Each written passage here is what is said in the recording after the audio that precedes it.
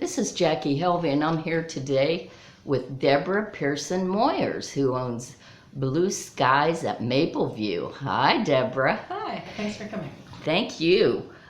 So you have this wonderful horse farm, and you do all kinds of stuff here. So tell folks a little bit about it. This is my childhood dream come true. I always wanted a pony when I was little. I thought it would be under the Christmas tree. It never was. When I was 22, I finally bought my own horse, but my dream was to just have my own horse on my own land. So I did a lot of things in the meantime. I traveled to Europe. I studied at a college over there. I got my degree in counseling and women's studies. I worked in a work release center. I had an attitude toward work as I want to try everything. I drove a cab, I was a bartender, anything, just to try it. Right. Well, then I married this handsome Englishman, and he dragged me kicking and screaming to North Carolina. Where were you at the time? England. Oh, really? I just had given birth to our third child. Wow. So we did move here, and he bought a house in Durham without me seeing it, which was kind of wonderful. A nightmare. No, it was kind of a nightmare because it was one of those houses from the 60s that my mother used to drive me around to look at. She wanted a model house rather than the old funeral home that we lived in, which was beautiful, right? Right. So we stayed there for a couple of years and we looked for land. We grew up on a farm in Ireland. We kept driving up here. At that time, Bob Nutter was selling land to finance his bottling plant for his milk, and we were able to buy 10 acres from him. I didn't want to live this far from town. It was the end of the universe in those days. Right. 30 years ago. It was like, oh my gosh. But Peter said the magic words, you could have your own horse on your own land if we got Oh, this land. boy, he knew what to say. So I said, sold, let's do it, right? There's nothing. There was no fencing, there was nothing here. No septic, no well, just grass. Shoulder What high. an undertaking. It was an undertaking. And by then I was pregnant with our fourth child. Wow. So the first thing we did was go shopping for a horse, weirdly enough, and found him very quickly, and put the fencing up. Peter built me a barn in a weekend with a bunch of friends. He's a carpenter, and we just loved on our own horse, really, and then started building the house. It's interesting that the horse came first. It did, didn't it? I mean, it was really, I didn't expect it to. We went to look at what would $1,000 buy. And we went to, it was a local farm, and I looked at it, I couldn't ride it. I was very pregnant. The children all got on. He was sweet, sweet horse. And so my husband said, write the check. I said, no, we can't write the check. We're in the middle of building a house. He said, she only wants $100. She wants him to go home with you. Wow. So we wrote the check for $100.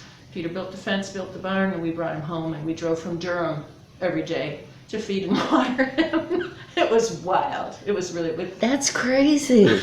By now, Leah was born, 4 kids, driving back and forth from Durham every day. But looking back, it was well worth it. And I started by offering one lesson at the Waldorf School for their fundraising auction. One private lesson with me and my horse. And the bidding got so high, all the moms were sitting in the office and outbidding each other as the clock ticked toward the... Wow. Because we were well known then, as parents, and he was a teacher at the school. And Oh. so I talked to the moms later and said, you don't need to pay this to do a 1-hour lesson. Let's I'd be happy to teach your child. So we started lessons with about 4 children, and I discovered I really loved it. And the program grew from there. My daughters were old enough then to be assistants and counselors, and then I noticed the mothers who would sign their children up even though their children weren't interested, but they were. They were leaning on Oh, the that's fences, funny. saying, "Oh, I remember my pony when I was, And at the same time, a psychiatrist who was the mom of one of my students handed me a book, and she said, "I haven't read this. I don't know anything about it. I am compelled to give it to you." And it was Linda Kahanev's The Tao of Equus. It was all about a women's path of healing through the horses. Interesting. I didn't know you could write that book. I'd seen things happen, but so I started it with a group of 4 women. We used the book as a study guide.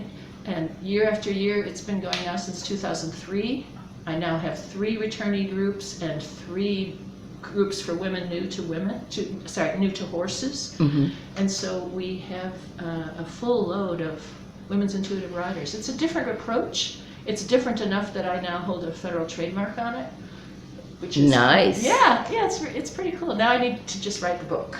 That's it. Yeah. Slow down enough to. And we started doing a summer camp because someone asked. One of the moms said, "Can you do a summer camp? You do all these lessons." And I said, "Sure. Get me 6 children." She called me up the next day. Got them.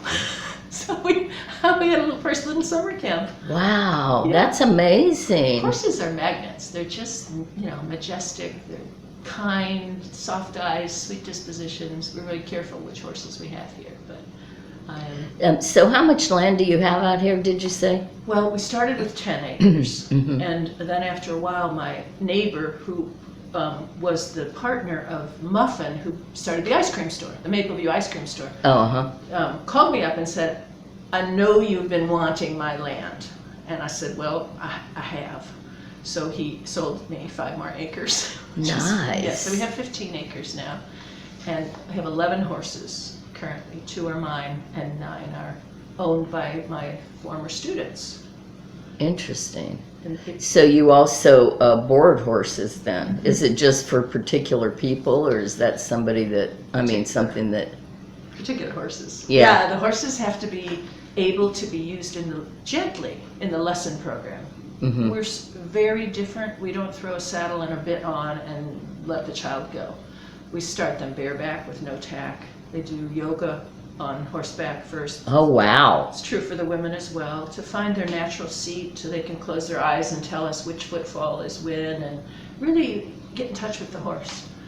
And then they earn their saddle, but still no bit. We literally don't use bits. Unless we No don't. kidding. Mm-mm. Huh. We don't need it. Yeah. A horse can feel a fly on them and shimmy their skin to make it go. They don't need bits. They don't need spurs. Think about spurs. Yeah, how horrible is that? Yeah. I mean, maybe, I don't know, competition. We don't train for competition either. I want to create a lifelong love for my students. Something that they can pick up later. Well, and for the horses too. Oh, absolutely for the horses. Yeah. It's the one barn. People mention it. If we get a chance to go out there, you'll see when you go out there, they're not like, "Ooh, don't look at me." They're kind of like, "Hey, what are we doing today?" Aw. It's really sweet. So they're very used to being around humans and stuff. They like it. They really like it. Yeah. Now you also do like events out here, like birthday parties and stuff like It's that. true. They're horse birthday parties we do, which is really fun. We don't get one pony out and lead all the kids around. We get a horse for every 2 of the riders, and have counselors with each horse. Mhm. And I just want it to be fun, so they learn something too. Right. Well, and they become accustomed to being around them. Yeah. Some kids think that it's a great idea, and sometimes parents think that their children know that it's going to be a great idea, and they're only 4 or so. It's pretty overwhelming for somebody that young. They're so big animals. They're big, and we all have heard scary stories. Of Right. course, right. Right. But for the lesson program now, they need to be 8. But birthday parties, we can do younger ones. Mm-hmm. Yeah. We also do special events, which we've had workshops on animal communication, on kinesiology for horses. Somebody's about to do a brush painting, Chinese brush painting with live horses. Oh, how cool. Isn't that kind of cool? Who's doing that? Bev Dyer. Boy, that sounds so She's familiar. a certified botanical illustrator. Yeah, she just asked. I was like, oh yeah, How let's do it. great. And then we have a big fundraiser coming up in September. It'll be our 3rd one for World Central Kitchen. It's going to be, you can book a pre-book horse riding session. We're going to have puppet shows, live music, face painting, great food from, Weaver Street's donating it. Mhm. We're going to have tarot reading. We're going to have painting postcards for the Ukraine. We have a poet who's going to sit with a live typewriter and do write you a personal poem. And which poet is that? Oh my gosh, he's a friend of my husband's. Oh, okay. He's a retired poetry professor from Maryland. Oh. And he's moved here not so long ago.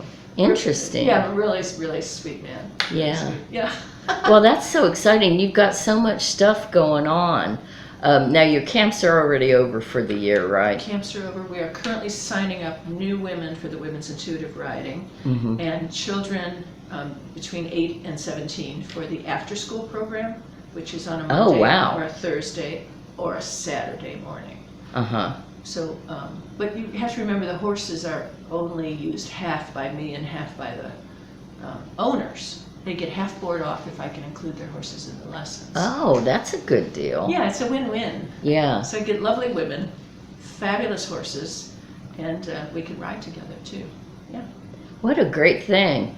So it sounds like your whole business and everything sort of evolved out of necessity. I mean, people suggesting something and then you jumping on it.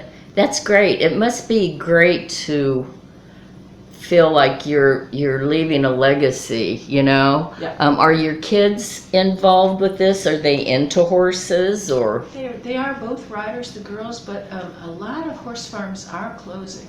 I don't think the public knows this as much, but there's a lot more, it's more lucrative to work with dogs. Oh, really? Much more lucrative, and you don't need to own 15 acres and right. run and scare your insurance company. Yeah, yeah. Yeah. So it's sad because I think horses are so healing for children. Something actually about the magnitude of them, and I think they're a metaphor for life. Sometimes, like, I'll have a woman riding along and she just can't get the horse to do what she wants, and I'll say, is there anything in your life that's like that? And they'll say, oh yeah, my teenage son, my boss, and as soon as they sort of recognize it and have a good laugh, off they go with the horse. Wow. Like so it's like, like unblocking that pathway or something. Yeah, it's so cool. I feel very honored to get to do the work that I do. I want to do it as long as possible. Well, and when you're doing what you love, that's the key to happiness, I think. Yeah. Now, so tell people your address out here. It's just past the ice cream store, turn right on Dodson's, 3609 Pasture Road, and it's called Hillsboro. Don't be afraid, it's right next door, right across the street from Chapel Hill. I'm about 6 miles from Carborough. Yeah. My next door neighbor's in Chapel Hill, so I understand how close everything is, Yeah. So now, give your website address. The easiest thing is to just type in the 4 words, Blue Skies of Mapleview.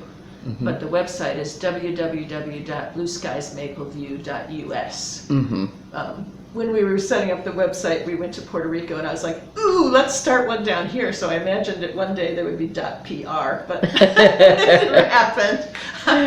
That's funny. Yeah. And your camps run is it June, July, and August? Never August. It's just too hot, right. Usually. So June and July. We'll probably do 4 or 5 weeks next year, and enrollment will start in January.